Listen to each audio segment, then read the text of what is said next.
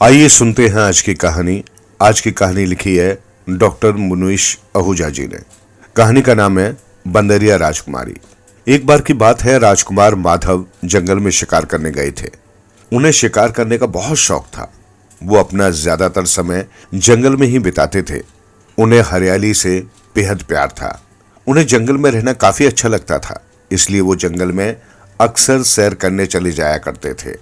इसी प्रकार एक बार वो जंगल में शिकार करने गए थे। उस दिन काफी देर हो चुकी थी, परंतु उन्होंने एक भी शिकार नहीं किया था और अब शाम भी होने वाली थी। वो बिना शिकार किए घर वापस नहीं लौटना चाहते थे। इसलिए कुछ समय बाद उन्हें झाड़ियों के पीछे से एक आवाज सुनाई देती है और थोड़ी सी हलचल दिखती है। तब वो बिना सोचे समझे अपना तीर चला देते हैं और वो तीर जाकर एक बंदर को लग जाता है। जब वो वहां जाकर देखते हैं तो उस बंदर के हाथ में वो तीर लग गया था और खून बहने की वजह से वो बंदर बेहोश हो गया था। वो बंदर अत्यधिक सुंदर था और दिखने में बड़ा ही प्यारा लग रहा था। तब राजकुमार को न जाने क्यों उस बंदर पर बहुत ज्यादा तरस आ जाता है और वो उस बंदर को लेकर अपने साथ वापस अपने महल में आ जाते हैं। फिर वे एक वैद्य को बुलवाते हैं और उनसे कहते हैं कि आप कृपया करके इसे ठीक कर दीजिए। उसके बाद वैद्य जी उस बंदर की मरहम पट्टी कर देते हैं। फिर वैद्य जी आगे कहते हैं कि कुछ समय बाद इस बंदर को होश आ जाएगा, आप चिंता मत कीजिए, ये खतरे से बिल्कुल बाहर है। ये बात सुनकर राजकुमार खुश हो जाते हैं और उन्हें खुशी होती है कि उनकी वजह से उस बंदर की जान नहीं गई। उसके कुछ समय बाद उस बंदर को होश आ जाता है। जब उस बंदर को होश आता है तो वो देखता है कि वो एक महल में है और उसके सामने एक राजकुमार है। तो वो बंदर पहले तो बहुत ज्यादा डर जाता है, जिसकी वजह से वो इधर उधर भागने लगता है। उसके बाद राजकुमार उस बंदर से कहते हैं कि तुम कृपया करके शांत हो जाओ, मुझसे मत डरो, मैं तुम्हें कोई नुकसान नहीं पहुंचाऊंगा। तब राजकुमार उस बंदर को एक केला देते हैं और उसे अपने पास बुलाने का प्रयास करते हैं। तब वो बंदर समझ जाता है कि ये राजकुमार उसे कोई नुकसान नहीं पहुंचाएगा, इसलिए वो राजकुमार के हाथ से उस केले को ले लेते हैं और बड़े ही प्यार से खाने लगते हैं। ये देखकर राजकुमार को अत्यधिक प्रसन्नता होती है। फिर राजकुमार फैसला करते हैं कि अब से उस बंदर को अपने साथ ही रखेंगे और उसे वापस कभी जंगल में नहीं जाने देंगे। तब राजकुमार बिल्कुल वैसा ही करते हैं। राजकुमार माधव सभी को आदेश देते हैं कि उन्हें आज से इस बंदर का अच्छे से ख्याल रखना होगा। उस दिन के बाद से राजकुमार उस बंदर का ख्याल रखने लगते हैं और उस बंदर और राजकुमार में घनिष्ठ मित्रता हो जाती है। इस प्रकार एक दिन जब राजकुमार उस बंदर को अपने साथ बाहर बगीचे में घुमा रहे थे तो फिर वे उसके साथ खेल कर थक जाते हैं। तब वो वहां पर थोड़ी देर आराम करने के लिए बैठ जाते हैं और बंदर को अपने पास बुला लेते हैं। बंदर भी बड़ी खुशी से जाकर राजकुमार के बगल में बैठ जाता है। तब राजकुमार कहते हैं कि तुम यहाँ पर मेरे साथ पिछले एक हफ्ते से हो और मैंने अब तक तुम्हारा कोई नाम नहीं रखा। रुको जरा, मुझे सोचने दो कि मैं तुम्हारा क्या नाम रखूं। आखिर तुम्हें पुकारने के लिए तुम्हारा कोई नाम तो होना चाहिए ना। तब राजकुमार उस बंदर के लिए अलग अलग नाम सोचने लगते हैं और कहते हैं कि क्या मैं तुम्हारा नाम मंगलू रखूं? नहीं नहीं, बबलू? अरे नहीं, ये नाम भी ज्यादा अच्छा नहीं है। तब थोड़ी देर सोचने के बाद राजकुमार उस बंदर से कहते हैं कि हाँ, मैं तुम्हारा नाम चिंटू रख देता हूँ। चिंटू बिल्कुल सही रहेगा, अब से मैं तुम्हें चिंटू कहकर ही पुकारूंगा। उसके बाद वो बंदर अपने हाथ से अपने सिर को मारकर ना में सिर हिलाता है। तब राजकुमार कहते हैं कि क्या बात है, तुम्हें कुछ चाहिए? वो बंदर गुस्से से कहता है कि मुझे चिंटू नाम बिल्कुल भी पसंद नहीं आया। तब राजकुमार कहते हैं कि अच्छा, तुम्हें चिंटू नाम पसंद नहीं आया, कोई बात नहीं। उसके बाद राजकुमार हैरान हो जाते हैं और फिर आगे कहते हैं कि क्या कहा तुमने? रुको, तुमने कुछ कहा, क्या तुम बोल सकते हो? क्या तुम सच में एक बोलने वाले बंदर हो? तब वो बंदर कहता है कि अरे अरे, आप मुझसे एक साथ इतने सारे प्रश्न पूछ रहे हैं और बार बार आप मुझे बंदर कहकर क्यों संबोधित कर रहे हैं? मैं कोई बंदर नहीं हूँ। तब राजकुमार बंदर को इस तरह से बातें करते हुए देखकर हैरान होकर उससे पूछते हैं कि आखिर ये कैसा नमूना है, तुम मुझसे बातें कैसे कर पा रहे हो? तब वो बंदर कहता है कि मैं कोई बंदर नहीं हूँ, मैं भीमपुर राज्य की राजकुमारी हूँ। तब राजकुमार कहते हैं कि ओह अच्छा, तुम बंदर नहीं बंदरिया हो। इस पर बंदर को बहुत ज्यादा गुस्सा आ जाता है और वो राजकुमार को बहुत ज्यादा गुस्से से कहने लगती है कि आपकी इतनी हिम्मत कि आप मुझसे ऐसा मजाक कर रहे हैं। मैं आपसे आखिरी बार कहती हूँ, अब से आप मुझे बंदर नहीं राजकुमारी रोशनी कहकर संबोधित करेंगे। राजकुमार माधव राजकुमारी रोशनी से अपने मजाक के लिए क्षमा मांगते हैं और राजकुमारी से पूछते हैं कि आखिर उनके साथ ऐसा क्या हुआ जो वो इस तरह बंदर बनकर जंगल में भटक रही थी। तब राजकुमारी रोशनी राजकुमार को सब बता देती है कि वे अपने पिता की इकलौती पुत्री हैं और उनके एक चाचा भी हैं जिनका एक पुत्र है। वे दोनों बहुत ही लालची और दुष्ट व्यक्ति हैं। मेरे चाचा सारा राज्य हड़पना चाहते थे। मैं अपने पिताजी की इकलौती संतान हूँ। पहले तो मेरे चाचा को लगा कि मैं एक लड़की हूँ और कल को मैं विवाह करके किसी और राज्य में चली जाऊंगी, जिसकी वजह से वे आसानी से अपने पुत्र को वहां का राजा बना देंगे। परंतु उन्होंने जैसा सोचा था वैसा कुछ भी नहीं हुआ। मेरे पिताजी ने अपना सिंहासन मुझे दे दिया। ये बात मेरे चाचा जी को और उनके बेटे को बिल्कुल भी पसंद नहीं आई कि एक लड़की होकर सारा राजपाट मुझे मिल गया। इसलिए उन्होंने एक बहुत ही दुष्ट चाल चली और एक जादूगर को बुलाकर मुझे बंदर में परिवर्तित करवा दिया और मुझे जंगल में छोड़ दिया।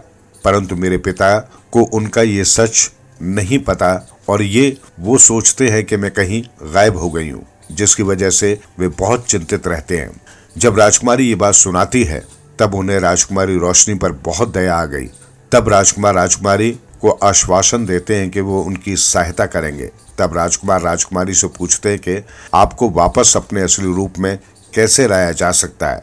तब राजकुमारी कहती है कि ये बात तो मुझे भी नहीं पता, हमें उस जादूगर के पास जाकर उससे ही पूछना होगा।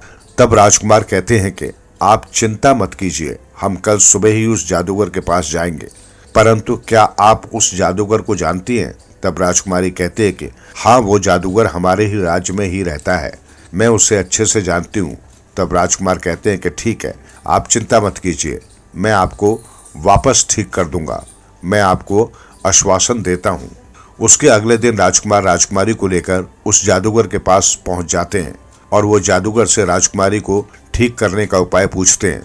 परंतु वो जादूगर कहता है कि मैं अपने जादू को वापस नहीं पलट सकता, इसमें मैं आपकी बिल्कुल भी सहायता नहीं कर सकता। तब राजकुमार कहता है कि कोई तो उपाय होगा जिसकी सहायता से हम राजकुमारी को वापस ठीक कर सकते हैं। तब वो जादूगर कहता है कि इसका केवल एक ही उपाय है, मैं आपको एक जगह बताता हूँ, आप दोनों को वहां पर जाना होगा। वहां पर एक गुफा से झील बह रही होगी, वो बहुत बड़ी और सुंदर झील होगी और अगर राजकुमारी उसका पानी पी लेगी तो वो वापस अपने असली रूप में आ जाएगी। ये बात सुनकर राजकुमारी बहुत खुश हो जाती है कि अब वो अपने असली रूप में वापस आ सकेगी। तब जादूगर आगे कहता है कि परंतु एक समस्या है, ये काम इतना सरल नहीं है जितना आप सोच रहे हैं। तब राजकुमार उस जादूगर से पूछते हैं कि आप क्या कहना चाहते हैं, वहां तक पहुंचने के लिए हमें क्या करना होगा। तब वो जादूगर बताता है कि वहां पर उस झील की सुरक्षा एक राक्षस करता है। वो राक्षस ये सुनिश्चित करता है कि कोई भी इस झील के पास आता है तो क्या सच में उसको इस झील के पानी की जरूरत है या फिर उस झील के जादुई फायदे की सहायता से कोई गलत काम करना चाहता है। आपको उस राक्षस को यकीन दिलाना होगा, तभी आप उस झील का पानी पी सकते हैं, नहीं तो राजकुमारी उस जादुई पानी के बिना बिल्कुल भी ठीक नहीं होगी। उसके बाद राजकुमार और राजकुमारी वहां से चले जाते हैं और वे अपनी यात्रा पर निकल जाते हैं। तब उन्हें उस झील तक पहुंचने के लिए कुछ जंगलों को पार करना पड़ता है। इसी तरीके से उन्हें कुछ दिन जंगल में बिताने पड़ते हैं। उसके काफी संघर्ष करने के बाद राजकुमार और राजकुमारी उस जादूगर की बताई जगह पर पहुंच जाते हैं।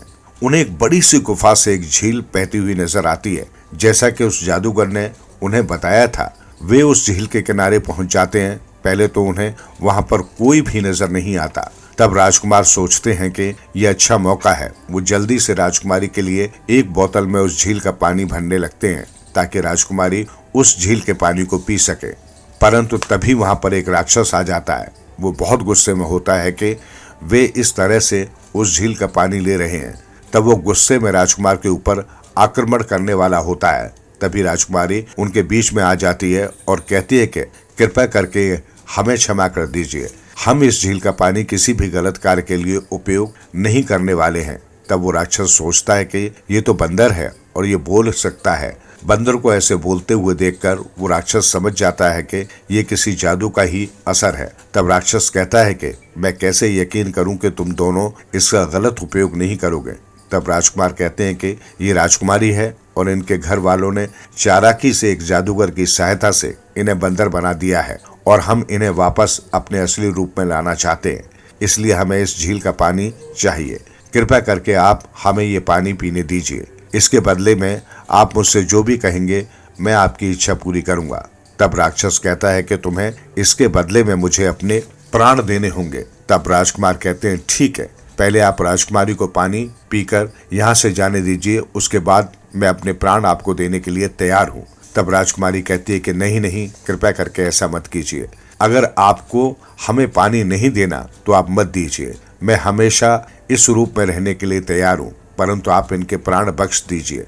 जब राक्षस उन दोनों की बात सुनता है तब उसे यकीन हो जाता है कि वे किसी गलत कार्य के लिए उस झील का पानी नहीं लेने आए, बल्कि वो एक अच्छे उद्देश्य से यहाँ आए हैं। तब राक्षस उनकी इच्छा पूरी कर देता है और उन्हें उस झील का पानी पीने देता है। इसके बाद राजकुमारी वो पानी पी लेती है और वो वापस अपने असली रूप में आ जाती है। उसके बाद राक्षस उन दोनों को बिना कुछ नुकसान पहुंचाए वहां से जाने देता है। एक तरफ राजकुमारी वहां पर वापस अपने असली रूप में आ चुकी थी और वो राजकुमार की मदद से वापस अपने राज्य की तरफ प्रस्थान कर रही थी। वहीं दूसरी तरफ राजकुमारी के चाचा राजा को ये विश्वास दिला देते हैं कि अब राजकुमारी जा चुकी है, अब वो उनकी जिंदगी में कभी वापस नहीं आएगी, इसलिए वो राज्य उसके बेटे को दे दे और उस राज्य का राजा उसे घोषित कर दिया जाए। तब राजा भी इस बात के लिए सहमत हो जाते हैं और जब वो अपने भाई के बेटे का राज्य अभिषेक करने वाले ही होते हैं कि उसी समय राजकुमारी वहां पर पहुंच जाती है और अपने पिता को सारी बात बता देती है। जब राजा को ये सब पता चलता है तो वो बहुत खुश हो जाते हैं और वो अपने भाई और उसके बेटे को कैद खाने में बंद करवा देते हैं और उन्हें मृत्यु दंड की सजा दे देते हैं। इसके बाद राजकुमारी राजकुमार को अपनी सहायता के लिए धन्यवाद करती है और उनसे कहती है कि मैं आपकी बहुत आभारी हूँ जो आपने मेरी इतनी सहायता की। आपकी सहायता के बिना मैं कुछ भी नहीं कर पाती और मैं केवल आपकी सहायता से ही वापस अपने घर तक सही सलामत पहुंच सकी। जब राजा को पता चलता है कि राजकुमार माधव ने राजकुमारी की इतनी सहायता की, तब राजा भी उनका धन्यवाद करते हैं और उन्हें बहुत सारी भेंट देते हैं। इसके बाद राजकुमार और राजकुमारी बहुत अच्छे मित्र बन जाते हैं और कुछ ही वर्ष में वे दोनों विवाह कर लेते हैं और खुशी खुशी अपना जीवन व्यतीत करते हैं। इस कहानी से हमें यही शिक्षा मिलती है कि अगर हम सच्चे और नेक इंसान हैं तो कोई न कोई हमारी नेकी देखकर मुसीबत में हमारी सहायता जरूर करता है। इस कहानी को सुनने के लिए धन्यवाद। कृपया नीचे कमेंट बॉक्स में अपने विचार साझा करें और बताएं कि आपको ये कहानी कैसी लगी। आपके सुझाव से हम और बेहतरीन कहानियां प्रस्तुत करने का प्रयास करेंगे। आप हमारे चैनल पर कौन कौन सी कहानियां देखना चाहते हैं, कृपया हमें अपने टॉपिक सुझाएं और हम उन पर कहानियां तैयार करेंगे। रहिए सदैव स्पिरिचुअल टीवी के साथ और हमेशा खुश रहिए।